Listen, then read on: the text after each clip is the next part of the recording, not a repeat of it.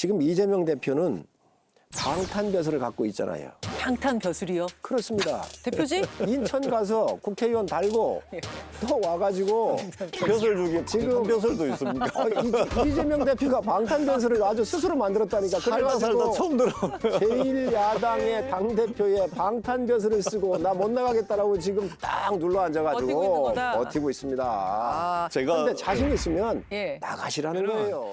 성남 FC 건과 관련해서는 그 시민 구단에 광고를 주고 광고비를 내고 광고한 것과 그리고 그 두산 그 그룹의 4개 계열사를 유치한 것, 그걸 거기에서 뭐 용도를 변경해주고 이런 것들 기업 유치 차원에서 한 것, 이 각자는 전부 다 아무런 그 범죄가 아니라는 건 확인된 거 아닙니까? 그런데 이거 두 개를 엮어가지고 이연령 비연령 주장을 지금 검찰에서 하고 있는 겁니다. 검찰이 이재명 더불어민주당 대표에게 전격 소환을 통보했습니다. 성남FC 후원금 의혹과 관련해 오는 28일 오전 10시까지 수원지검 성남지청에 출석해 조사를 받으라는 겁니다. 이 대표는 성남시장 재임 시절 네이버와 두산건설 등 6개 기업으로 하여금 자신이 구단주로 있던 성남FC에게 160억 원이 넘는 후원금을 받는 대가로 건축 인허가나 토지 용도 변경 등 편의를 봐줬다는 혐의를 받고 있습니다.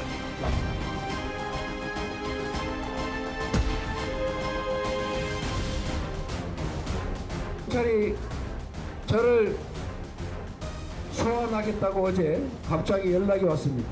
대장동 가지고 몇 년 가까이 팔팔 털어대더니 이제는 무혐의 결정 났던 FC 광고한 것 가지고 저를 소환하겠다고 합니다. 이재명이 그렇게 무섭습니까? 내가 그렇게 무섭냐? 성일정 의원님 어떻게 들으셨어요? 정말 무섭습니다. 순수하게 인정하시는 거예요? 정말 무섭습니다. 무서우세요? 예. 왜 그러냐면 대장동에서부터 백현동에서부터 성남 FC 변호사 대납까지 예. 정말 많은 사건이 있잖아요. 그리고 자기하고 함께 여행을 갔던 자기 부하도 있고 모를 수가 없잖아요. 다 모른다 그러잖아요. 이 사건의 본인은 깨끗하다. 나는 부패 연루가 안 됐다 그러잖아요. 그런데 이 엄청난 부패가 여기서도 나왔단 말이지요. 성남시장 할 때. 그래놓고 나와가지고 지금 정적 제거라고 그러거든요. 네. 이러한 배포에 대해서는 정말 대단한 분이라고 생각을 해요. 그런 의미에서 무섭다. 그렇습니다. 보통 사람이 아니다? 그렇습니다. 저는 진짜 이 부분에 대해서는 아마 헌정사에서 이렇게 배포 좋은 분은 찾기가 어렵다고 생각을 해요. 배포 좋은 분 좀 살살 다뤄주세요. 그럼. 어떻게 들으셨어요? 이 말을? 예, 저희들은 일관되게 이런 입장입니다. 혐의가 있으면 수사받아야 되고 죄가 있으면 죄값을 받아야 된다. 다만 하더라도 좀 공정하게 하시라. 그래야 어떤 수사 결과를 내놨을 때 공정한 수사의 결과다라고 이제 우리 국민들께서 받아들일 수가 있어야 되거든요. 근데 지금 대한민국의 특수 수사 역량이 서울중앙지검에 다 몰려 있잖아요. 거기에 공공수사부 1부, 2부, 3부가 있고 반부패 수사부 1부, 2부, 3부가 있는데 이 6개 부서가 전부 야당 수사를 하고 있습니다. 뿐만 아니고 수원지검이라든지 또 성남지청이라든지 또 경찰이라든지 또 감사원이라든지 대한민국의 이 근현대사를 통틀어서 이 야당에 대해서 모든 수사 역량이 검찰, 경찰, 감사원까지 다 해가지고 이렇게 집중돼가지고 수사가 진행됐던 적이 있냐. 그리하여 정적 제거고 내가 얼마나 무서우면 이렇게 총 동원령을 내렸냐 그 말씀이신 거예요? 우스우면 이 정도까지는 안 하겠죠. 존재가 우스우면, 우스운 존재면 이 정도까지는 안 하겠죠. 아무튼 현실은 검찰의 소환 통보가 왔습니다. 가타부터 결정을 해야 돼요. 이재명 대표. 검찰 조사 받으러 갈까요? 전 의원님. 그러니까 이거 같아요. 제가 보기에는 검찰이 이재명 대표를 소환하려고 하는 강력한 의지가 없는 것 같아요. 그게 무슨 말씀이세요? 왜냐하면 우리가 통상적으로 검찰이 정말로 소환을 해가지고 조사를 하려고 하는 강력한 의지가 있으면 변호사를 통하든 아니면 참모를 통해 가지고 일정을 조율을 하게 돼 있습니다. 우리는 28일인데 당신들 어떠냐? 예. 그러냐? 그러면은 조율을 해가지고 소환 날짜를 정하게끔 돼 있는데 팩스 보내고 전화 한 통 그걸로 끝입니다. 이건 뭐냐면 이재명 대표를 소환하겠다. 소환해서 조사를 하겠다라는 검찰의 의지가 없는 것이죠. 왜 그러냐면 소환에 응하든 응하지 않든 우리는 기소하겠다. 어차피 이미, 기소할 거다? 어차피 기소를 할 거기 때문에 예. 검찰도 소환을 하겠다라는 강력한 의지는 없는 것으로 보여집니다. 따라서 나갈 필요도 없다. 이재명 대표 입장에서 예. 나가든 안 나가든 예, 예. 검찰은 100% 기소를 기소할 합니다. 건데. 소환에 응하고 응하지 않는 것은 중요한 게 하나도 아닌 것이죠. 다른 사람 다 똑같이 해요. 이재명 대표라고 그래서 그럼 특별히 해야 됩니까? 원래 그 팩스 보내고 뭐 다른 사람 다 전화 통화- 똑같이 아니, 해요. 조율을 하죠. 조율을 하죠. 그래도 야당 대표를. 아니, 잠깐만요. 아니 그 야당 대표라고 얘기하는 것 자체가 특권이라니까요. 대한민국 국민들 다 비슷하게 해요. 예를 들어서 자기 개인 변호사가 있잖아요. 들여보내서 이런 일정 때문에 내가 못 가니 그러면 내가 언제 나가겠다라고 대안을 내야지요. 검찰의 행태가 도저히 납득하기 어렵지만 당당하게 임하도록 하겠습니다. 28일은 이미 정해진 일정 등이 있고 또 본회의까지 예정되어 있기 때문에 당장 가기는 어려울 것 같습니다. 그 후에 가능한 날짜와 조사 방식에 대해서는 협의해서 결정하도록 하겠습니다. 아니 지금 이재명 대표는 방탄벼슬을 갖고 있잖아요. 방탄벼슬이요? 그렇습니다. 대표지? 인천 가서 국회의원 달고 또 와가지고 벼슬 중에 지금 벼슬도 있습니까? 이재명 대표가 방탄벼슬을 아주 스스로 만들었다니까. 살다 처음 들어. 제1야당의 당대표의 방탄벼슬을 쓰고 나 못 나가겠다라고 지금 딱 눌러 버티고 있는 앉아가지고 거다. 버티고 있습니다. 제가 근데 자신 있으면 예. 나가시라는 거예요. 제가 한 말씀만 드리면 자꾸 이제 방탄 말씀을 자주 하시는데 예를 들면 진짜 방탄이면 진행되고 있는 검찰 수사가 중단이 되거나 진행되고 있는 어떤 수사를 안 하거나 이래야 방탄이잖아요. 근데 수사는 계속 진행되고 있고 소환장 날라오죠. 뭐 저 압수수색 들어오고 있고 지금 기소하고 있고 할 거 다 하면서 방탄이라 그러면 그것도 이걸 벼슬이라 그러면 근데 이분은 너무 너무한 많아요. 거 아닙니까, 이게 한 건이 아니에요, 이게. 아니 너무 많은 그 한 건 중에 하나로 보이는 거 대장동 얘기 잠깐 해볼게요 여기서. 유동규 본부장이 재판을 왔다 갔다 하면서 지금 뭐 받고 있는데 또 하나 폭로를 했습니다. 뭐냐면 지난해 대선을 준비하면서 이재명 당시 경기도지사한테 자기가 윤건영 의원을 소개해줬다 이렇게 주장을 한 겁니다. 얘기를 듣고 윤건영 의원은 뭐 절대 그런 일 없다. 그런 거 아니고 그냥 여러 사람 만나는 과정 중에 한 사람으로서 이재명 대표를 만났을 뿐이다. 이렇게 얘기를 하고 있는 상황. 전 의원님 어떻게 알고 계세요? 제가 윤건영 의원은 20년 알고 지낸 사이입니다. 예.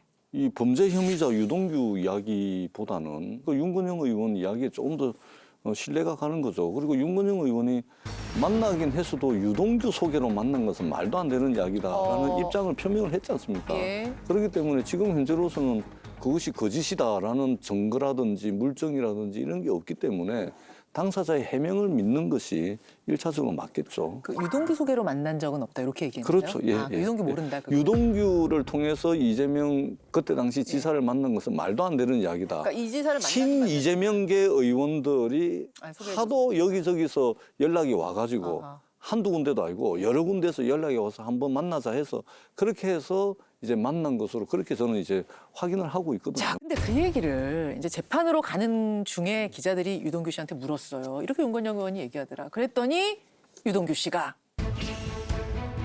소장님의 일방적인 주장이라고 얘기를 하고 있던데요. 너무 웃깁니다. 정말 그 양심이 조금이라도 있는지 모르겠는데 그 양심을 떠났어요. 그 부분에서 제가 자세히 말씀드릴 수 있습니다. 아주 세세하게. 경험한 얘기입니다. 예. 다음에 또 그러시면은 제가 어떻게 만났고 어디서 만났고 그다음에 몇 번을 만났고 제가 낱낱이 말씀드리겠습니다. 그러니까 유동규 씨는 예. 자꾸만 뭐 이야기를 하면서 뭔가를 가지고 있는 듯하게 이렇게 하지 마시고 있는 그대로 다 하시라 이 말씀을 꼭 드리고 싶어요. 왜냐하면 이분은 지금 2020년도 10월 달에 예. 경기도 성남 분당에서 말하자면 노래방에서 녹취를 한 정영학 녹취록이 있습니다. 그거 가지고서 기소를 당해가지고 지금 재판을 60번 넘게 받고 있거든요. 예, 예. 근데 최근에 출소를 하고 난 뒤에 그 녹취록에서 자기가 했던 것과 완전히 반대되는 정면으로 배치되는 이야기를 지금 하고 다니는 거거든요. 그러니까 이미 진술의 일관성이 완전히 깨져버린 거예요. 유동규 못 믿는다 그 말씀이신 거죠? 그렇지 않습니까? 지금 60번 이상 그 정영학 녹취록 때문에 자기가 기소돼가지고 수사받고 재판이 진행 중인데 그것과 완전 반대되는 진술을 계속해서 하고 있는 겁니다. 어떻게 생각하세요? 믿고 하시라니까요. 아니 가장 신뢰를 받았던 게 유동규잖아요. 이재명 대표의. 그렇잖아요. 저도 믿고 싶어요. 아니 그래서 이 형제간에 뭐 욕도 나오고 거기에 보면 사람들도 나오고 그러잖아요. 그런데 그 사람의 이야기를 무조건 부정하고 나면 지금 민주당의 아주 오랜 전통과 좋은 역사가 깨질 수 있어요. 지금 대한민국 헌정사에서 대권 후보 지냈지요. 당대표를 하시잖아요. 이렇게 많은 부정비리 의혹에 휩싸였었던 당대표는 일찍이 없었습니다. 그래서 민주당 내에서도 고민이 있는 거예요. 지금 전 의원님도 결을 보면 보호해야 되고 이게 아닐 때는 어떻게 할 건지 이게 아주 경계선에 서가지고 당도 보호해야 되고 미래도 가야 되고 지금 눈빛이 흔들리는 것 같아요. 그렇습니다. 그래요? 아주 막 흔들리잖아요. 막 흔들려. 그래서 우리 성일종 정책위 의장님이 제 눈빛을 제대로 못 보시는 것 같아요. 이거 보세요, 지금 보세요. 눈빛 피하고 계시잖아요. 그래서 유동규가 이재명 대표의 측근인 건 맞잖아요. 예. 그렇기 이었었죠. 때문에 여러 가지 정황적으로 봤을 때 국민이 판단하지 않겠어요. 그리고 경험을 안 하면 아무리 소설을 쓰려고 해도 구체적으로 나올 수가 없는 거예요. 그리고 유동규 본부장이 나와서 지금까지 얘기한 게 다 맞잖아요. 지금까지 이 사건이 이어져 온 거를 봐보면 다 맞는 얘기 아니에요? 자, 두고 보겠습니다. 이거 두고 보고 다시 좀 FC 얘기로 돌아와서 소환에 불응을 하면 체포동의안이 국회로 날아올 것 같거든요. 회기 중이라면. 그러면 이제 민주당 의원들은 굉장히 복잡해져요, 심정이. 이거 부결을 해야 되냐, 뭐 가결해야 되느냐, 어떻게 될 거라고 보세요? 힘들고 어려운 상황이 연출이 되겠죠. 당장 저만 하더라도 이게 어떻게 해야 되지? 그러니까 이게 상당히 복잡해지죠. 윤석열 정부의 검찰이 민주당을 계속 난처하고 힘들고 어려운 계곡으로 계속 몰아붙이는 것 같아요. 국민들이 세금을 쓰게 하면서 이런 부정비리를 발본색원하라고 한 공식적 기관이 검찰입니다. 이거 하는 거를 부정해서는 안 된다니까요. 그런데 이거를 야당 탄압이다? 정적 제거다? 이 논리로 가면 민주당이 정말로 다음에 어려운 형국으로 빠져들어갈 수가 있습니다. 그래서 민주당 내에 건강한 세력들이 고민이 여기 있는 거예요. 다 하시라니까요. 전부 다 하시되 공정하게 하시라. 공정하게 합니다. 믿으셔도 됩니다. 공정하게 하면은 김건희 여사 또 그 윤석열 대통령 본인 또 그 장모 수사는 하나도 안 하고 있지 않습니까? 공정하게 하시라니까. 그거는 다 또 하시라니까. 이야기가 좀 자꾸 얘기 나오면 문재인 정부에 털어도 윤석열 총장을 죽이려고 얼마나 작업을 했습니까? 그래도 아무것도 문제가 없었던 거예요. 그래서 체포 동의안이 넘어오면 전 의원님, 전 민주당이 그때부터 내전이 벌어질 것 같아요. 이재명 대표를 보호하려고 하는 세력들하고 옹립 세력하고 그렇지 않은 그 민주당 지켜야 되겠다라고는 세력이 엄청난 갈등이 그 안에서 벌어질 겁니다. 사실 지금은 단일 대우처럼 보이기는 하는데 지금은 거기까지 안 왔거든요. 일의 스테이지가 이쪽까지 아직 안 왔잖아요. 그러니까 지금 우리 전 의원님도 참 어렵게 방어를 하고 계신 거거든요. 전 이해해요. 당도 방어해야지. 또 잘못됐을 때는 어떻게 할 것인가에 대해서 또 고민도 하고 있는 거잖아요. 그런 면에서 보면 이제 체포 동의안이 넘어오면서부터 민주당의 굉장한 내용이 이제 본격적으로 분출할 그런 타임이 다가오고 있다라고 이원욱 의원이 얘기한 그 백도씨 임계점이 그때쯤이 될 거예요. 그렇습니다. 그러니까 수사의 형평성 부분을 민주당에서 계속 문제 제기를 하고 있죠, 지금. 이와 관련돼서요. 뭐 어제도 얘기가 좀 있었습니다. 영상으로 준비했습니다. 보시죠. 검찰이 조사도 없이 무혐의로 가닥을 잡았으나 이런 눈치를 살피느라 발표를 못한 채 끙끙대고 있다는 말이 세간에 파다할 정도입니다. 윤석열 검찰의 살아있는 권력 봐주기가 계속된다면 우리 당은 특검을 통해 진실을 명명백백히 밝힐 수밖에 없습니다. 대통령 가족을 향한 수사 이런 거랑 좀 형평성이 안 맞는 거 아니냐 이런 지적도 계속 나오고 있긴 하거든요. 지난 정부 이래 여러 수사기관에서 철저히 수사를 해오고 있는 것으로 알고 있고요. 그리고 법에 따라 공정하게 결정될 거라고 생각합니다. 자, 문인석 의원님, 그럼 가정을 좀 해보죠. 만약에요, 윤석열 대통령 일가에 대한 수사, 그러니까 김건희 여사, 그다음에 윤석열 대통령의 장모에 대한 수사예요. 그게 만약에 굉장히 강도 있게 진행이 된다면 민주당에서는 이재명 대표에 대한 수사에 대해서 지금처럼 그렇게 반발하지 않을 겁니까? 당연히 그러죠. 그건 형평성에 맞다고 판단하십니까? 그러니까 이런 거죠.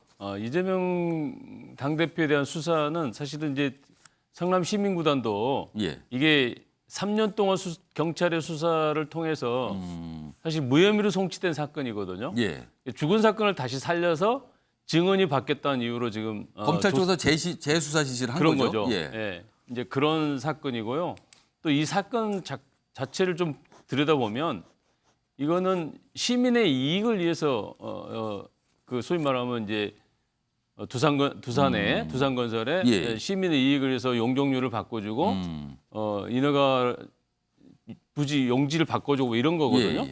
그런데 이게 어떤 개인이 이재명 대표의 개인의 이익을 위해서 이게 한 행정행위가 아니에요. 시민들을 위한 뭐 행정행위인데 이런 행위에 대해서 법의 잣대를 댄다고 한다면 앞으로 지방행정은 없다. 저는 그렇게 보거든요. 왜냐하면 어떤 지방단체장도 적극적인 행정을 할 수 있겠습니까? 시민의 이익을 위해서 어떤 행정행위를 하는 순간에 법의 심판을 받게 돼 있다고 한다면 굉장히 위험한 수사다. 저는 그렇게 보거든요. 이게 뭐냐, 이게 개인의 뭐 이익을 취했다든가 이러면 별개의 사안이겠지만 이거는 시민의 이익을 위해서 적극적으로 하는 행정행위의 대표적인 것인데 이거를 법이라는 이름으로 심판을 하겠다. 이것은 앞으로 지방행정 제대로 할 수 없다. 이런 이제 분위기를 만들 수 있고. 그 성남 FC 건에 대한 민주당의 입장은 알겠습니다. 김건희 여사 같은 경우는 그렇게 얘기해요. 2년 동안 문재인 대통령의 문재인 검찰이 수사했다 이렇게 얘기하는데 그 당시 검찰총장이 윤석열 지금 대통령이었습니다. 그리고 최근에 나온 증언들이 현직 윤석열 검찰의 검사가 재판 과정에서 신문하는 과정에서 새로운 사실들이 드러났거든요. 왜냐하면 김건희 여사가 직접 8만 주 주식을 매도하고 이런 과정들이 직접 개입했다는 정황들이 지금 드러나고 있음에도 불구하고 검찰은 수사하지 않고 있죠. 엊그제 또 최은순 씨도 직접 주식 공모에 주식 주가 조작 공모에 참여했다는 이런 증언들이 나오고 있잖아요. 녹취록에서 나오고 있어요, 실제로. 근데 지금 이거 뭐 민주당 쪽에서 그 정황이 있다라고 계속 지금 문제 제기를 하고 있습니다. 네네. 그래서 이런 것들이 정말 형평성이라든가 공정이라고 한다면 동시에 수사가 돼야죠, 당연히. 알겠습니다. 그러니까 양쪽 수사가 비중 있게 같은 비중으로 진행이 된다면 이재명 대표의 수사에 대해서 지금처럼 반발 또는 불만 제기를 하지는 않을 것이다 지금 얘기하셨는데 지금 양금희 의원께서 그렇고요. 윤석 전 대표 두 분이 발언권 요청하셨거든요. 근데 제가 보니까 약간 발언에 약간 균형을 맞추면 제가 윤석 대변인께 약간 어떤 반론할 기회 드릴게요. 한 1분 드릴게요. 말씀하세요. 아니 형평성은 발언 시간에서부터 시작이 돼야죠. 이 양쪽 분은 너무 많이 말씀하셨잖아요. 말씀하세요. 한 1분밖에 안 했어요. 자, 말씀드리면 자, 검찰 수사 형평성부터 말씀을 드리겠습니다. 김건희 여사 도이치모터 사건 관련 자꾸 말씀하시는데 윤석열 대통령이 당시 검찰총장이었기 때문에 수사가 제대로 안 됐다 뭐 얘기 아니겠습니까? 당시 검찰총장 있으면서 몇 번의 직무정지를 당했고 당시 추미애 장관한테 엄청난 탄압을 받아서 결국은 대통령까지 되신 분이에요. 정권하고 엄청난 대비를 그때 그 수사는 그때 그 수사 탈탈 털었습니다. 문재인 정권에서. 그러고 안 나온 거예요, 혐의가. 지금 와서 수사를 다시 하자, 특검을 하자 이 얘기인데 없는 혐의를 어떻게 밝히냐는 얘기를 하는 거고 지금 일방의 주자를 하는 거예요. 어떤 증거가 발견이 됐으니까 다시 해야 된다. 그런데 검찰에서는 다시 조사를 해보니 그렇지 않다. 또 그렇게 지목된 사람도 증언에서 또 그게 바뀌어요. 그러니까 결국은 수사 상황에 대해서 외부에서 이렇게 왈가왈부하는 것은 옳지 않다 이렇게 말씀드리고 성남FC 관련해서 지방행정이 위축된다고 말씀하셨습니다. 시민의 이익이 된다면 뭐 법을 좀 어겨도 되지 않느냐는 의미로 저는 들려요. 다른 11개 정도 되는 시도민 구단에서 갖고 있는 지방자치단체에서는 성남시와 같이 대가성 있는 행정행위와 후원이 결부된 경우가 하나도 없습니다. 후원금 모은 경우 있어요. 있는데 성남시청처럼 예를 들어서 어떤 기업에 용도 변경을 해준다든지 이런 식의 특혜를 연결시켜줄 수 있을 만한 행위가 전혀 없습니다. 그거를 가지고 왜 시민의 이익을 극대화하는 행위에 대해서 법의 잣대로 심판하느냐 이렇게 말씀하시는 것은 언어도단이라고 저는 봅니다. 자, 요거에 대해서 지금 김인정 대변인 여쭤봤는데 시간이 좀 많지 않거든요. 제가 딱 1분 드릴게요. 말씀하세요. 이 정권이 바뀌고 불공정하다는 사례를 한두 가지만 좀 말씀드릴게요. 윤석열 검찰총장 시절에 예. 판사 사찰 문건 만들고 검언유착 사건 수사와 감사를 방해했다는 이유로 정직 2개월 징계받았습니다. 예. 그거에 대해서 이의 신청해서 행정법원에다가 그 이의 신청을 했는데 1심에서 기각됐어요. 맞다라는 거죠. 항소심이 지금 진행 중에 있습니다. 근데 피고가 한동훈 장관으로 바뀌었습니다. 그 전에 법무부 장관에서. 근데 1심에서 승소한 변호사를 다 바꿔버렸어요. 한동훈 장관이. 그러면 상식적으로 저주기하는 저 재판하는 거 아니냐라는 합리적 의심 들을 수 있잖아요. 이런 게 하나가 있고 또 하나는 지금 우리 서해 공무원 피격 사건 기소했던 공공수사 일부에서 김웅 의원 무혐의 처리했잖아요. 고발 사주 관련해서. 그 고발 사주 관련된 그 수사 보고서가 재판 과정에서 손준성 검사의 재판 과정에서 확인이 되고 있습니다. 그럼 이 수사 재수사 해야 되죠. 그리고 또 좀 전에 우리 문진석 의원께서 말씀하셨지만 주가 조작 관련해서도 재판에서 새로운 증거가 나온 거예요. 그러면 재수사 소환해서 수사해야 되지 않겠습니까? 근데 안 하고 있다라는 거를 저 사례로 좀 말씀을 좀 드린 거고요. 그 다음에 저희는 그 국민의힘 여당인데 공당 아닙니까? 근데 왜 이렇게 검찰하고 검찰의 입장만 대변하면서 그 우리 그 야당만 비판하는지를 모르겠어요. 왜냐하면 피의 사실을 무차별적으로 공표한다든지 불공정한 수사에 대해서도 한마디 지적은 좀 해야 될 것이다. 이런 주장을 좀 할 수밖에 없고요. 그다음에 성남 FC 건 관련해서 잠깐 얘기하면은 성남 FC 건과 관련해서는 그 시민 구단에 광고를 주고 광고비를 내고 광고한 것과 그리고 그 두산 그 그룹의 4개 계열사를 유치한 것, 그걸 거기에서 뭐 용도를 변경해주고 이런 것들 기업 유치 차원에서 한 것, 이 각자는 전부 다 아무런 그 범죄가 아니라는 건 확인된 거 아닙니까? 그런데 이거 두 개를 엮어가지고 이연령 비연령 주장을 지금 검찰에서 하고 있는 겁니다. 그 말씀을 좀 덧붙여드립니다.